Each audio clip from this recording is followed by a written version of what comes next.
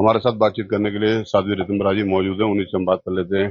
दीदी, बड़ा दुखद विषय है राम मंदिर में जिस तरीके का आपने प्रकरण सुना। क्या कुछ कहेंगे? जो कुछ होना था वो तो हो गया, पर अब ऐसा ना हो उसके लिए, क्योंकि आप लंबे समय से जुड़ी रही हैं इस पूरे मामले में। देखिए, बहुत दुर्भाग्यपूर्ण है। आस्थाओं पे जो चोट होती है वो भारी आघात देती है। लेकिन सबसे बड़ी बात यह है कि दोषी पकड़े जा रहे हैं, उनको दंड भी मिलेगा। बात कुछ कहते बनती नहीं है, क्योंकि भगवान श्री मर्यादा पुरुषोत्तम प्रभु श्री राम, जिनकी चरण की शरण जो है हमारे अंतःकरण के विकारों को, हमारे चित्त के मल को दूर करती है। लेकिन कुछ लोग ऐसे होते हैं जो चंदन के वृक्ष में जैसे सर्प लिपटे रहते हैं ना, इस तरह उनकी प्रवृत्ति होती है। चंदन तो चंदन है, पर सर्प अपना विष नहीं त्याग पाते।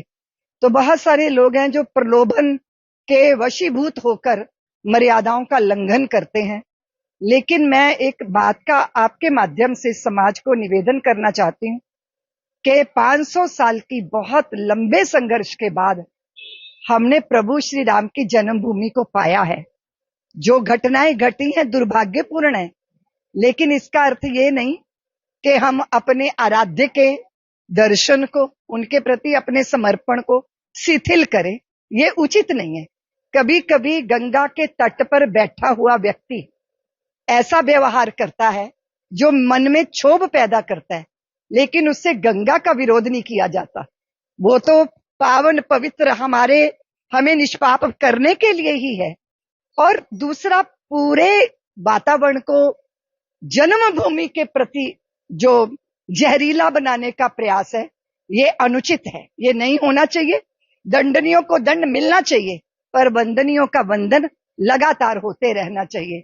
जो भी हुआ अच्छा नहीं हुआ, लेकिन बहुत बार बहुत कुछ ऐसा होता है जो हो जाता है, वो घटित हो गया तो लग रहा है कि अरे ऐसा भी कोई कर सकता है।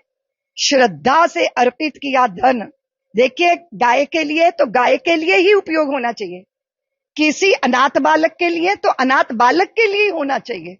हमारे धर्म के लिए कुछ समर्पण हुआ है तो वो धर्म में ही लगना चाहिए। इसलिए इस तरह लोगों के श्रद्धा के दान पर दृष्टि रखना, ये तो गिद्ध दृष्टि होती है, और ऐसे गिद्धों को दंड मिलना ही चाहिए, और मिल रहा है। लोगों ने सवाल उठाया कि चंपत जी के होते हुए ऐसा नहीं होना चाहिए था, तो चंपत जी की पूरी भूमिका को आप किस तरीके से देखती हैं? उन्होंने आज त्याग पत्र भी दे दिया है, तो क्या मानती है पूरी? देखिए, चंपत जी का जो जीवन रहा, लंबे समय तक हम लोगों ने चंपत राय जी को देखा है।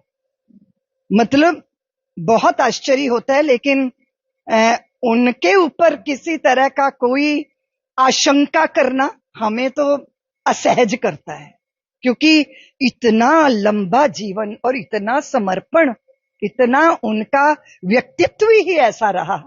लेकिन वो बात है ना कि जब आसपास वाले लोग गड़बड़ियां करते हैं तो उनके प्रति भी तीक्ष्ण दृष्टि तो होनी ही चाहिए। इस सारे प्रसंग से तो यही समझ में आता है।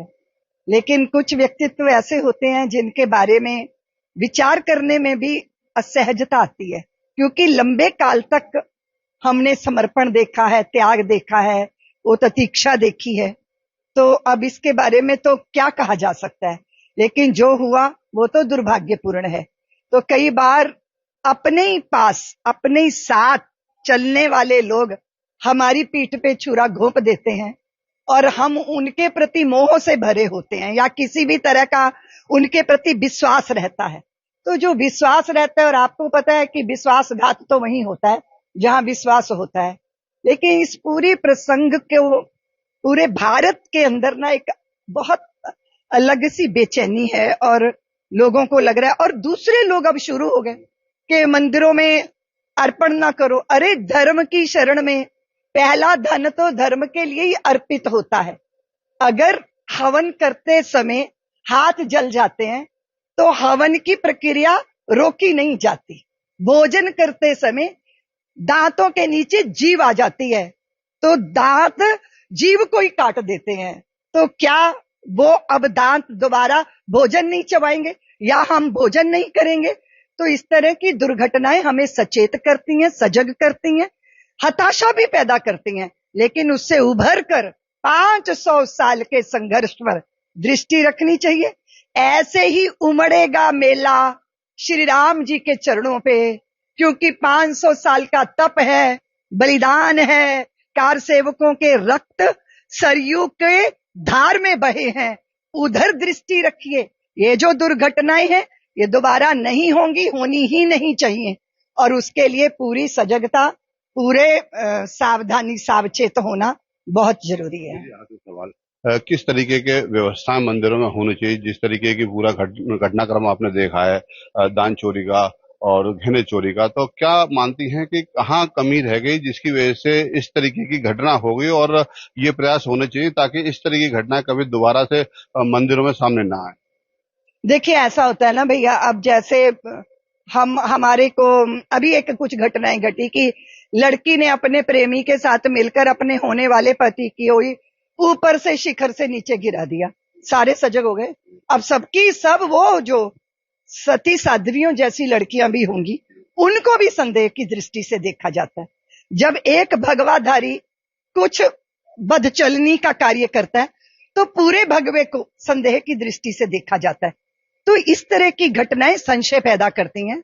मुझे बस यही लग रहा है कि अति विश्वास जो होता है वो कभी कभी दगा दे जाता है, तो उसके प्रति हमें सजग आशंकित दृष्टि से भी अब देखना पड़ेगा। लेकिन है ये बड़ा विचित्र कि आप पूरे समय आशंकाएं पाल रहे हैं, लेकिन पाप करने वाले का दोष होता है, पर पाप करने का अवसर भी नहीं दिया जाना चाहिए, ऐसी व्यवस्था होनी चाहिए।